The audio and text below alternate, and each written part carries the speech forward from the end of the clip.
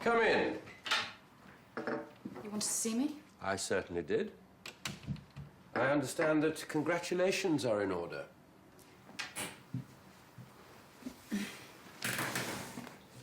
Mr. Hanssen, I want you to know that I didn't deliberately keep my pregnancy from you in order to secure the registrar position. Of course not. Why would you? Refusing to hire you because you're pregnant would contravene the Equalities Act 2010, various human rights laws, and undermine decades of women's rights campaigning. Well, quite.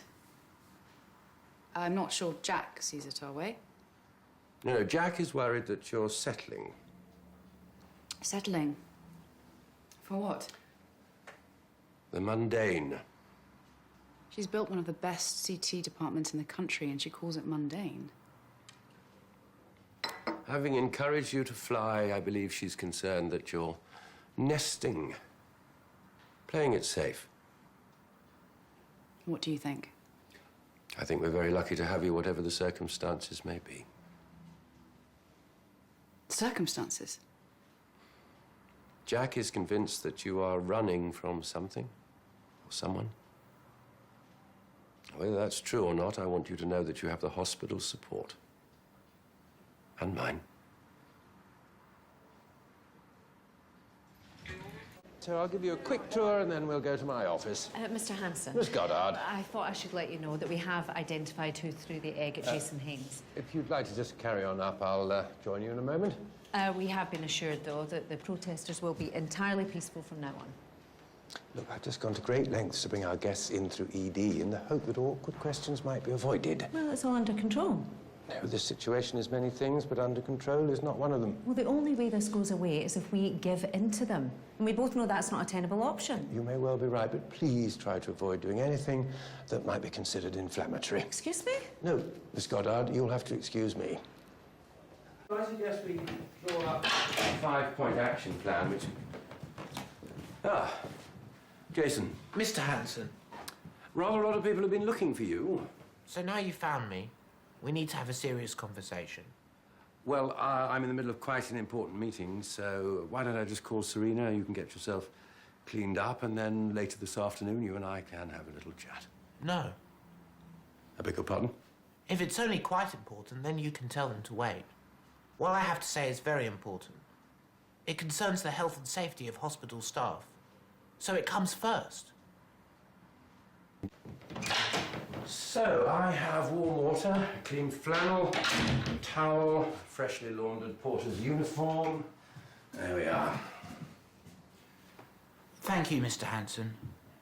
But I've decided not to wash this off until the Holly Cartwright issue is resolved, and I can get to work without being assaulted. Do you think that's wise? Have you heard of Sergeant Wilson? Who? He's a character in Dad's Army, played by John LeMessurier. Ah, yes. Sadly, I've not seen it, but I've heard it's very funny. I've seen every episode, apart from the 3 that were lost. Some of them are so old they're in black and white. And how exactly is this relevant? Auntie Serena explained that when Sergeant Wilson said to Captain Mannering, "Do you think that's wise, sir?" what he actually means is he doesn't think it's wise at all. Oh. Well, you have me there. That is indeed my point. Then say so.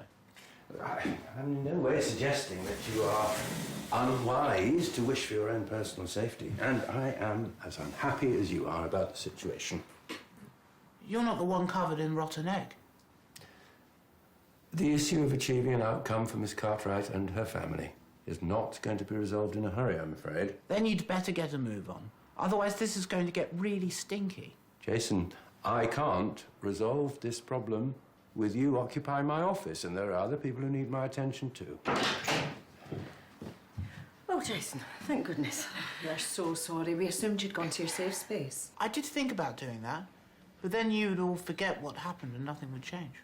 Okay, well, let's go to my office, and I'm sure we can sort something out. No, let's do it here. Jason. Unless you want to call security and have me removed by force. If it was my decision, I would turn off Holly Cartwright's life support. It doesn't make any difference to her, and she's using up a bed and a lot of precious resources. Well, I'm sure everyone will come round to that way of thinking in time. But there has been a hitch. Someone has told the family that there may be a way of treating her. Oh. If that's true, then I changed my mind.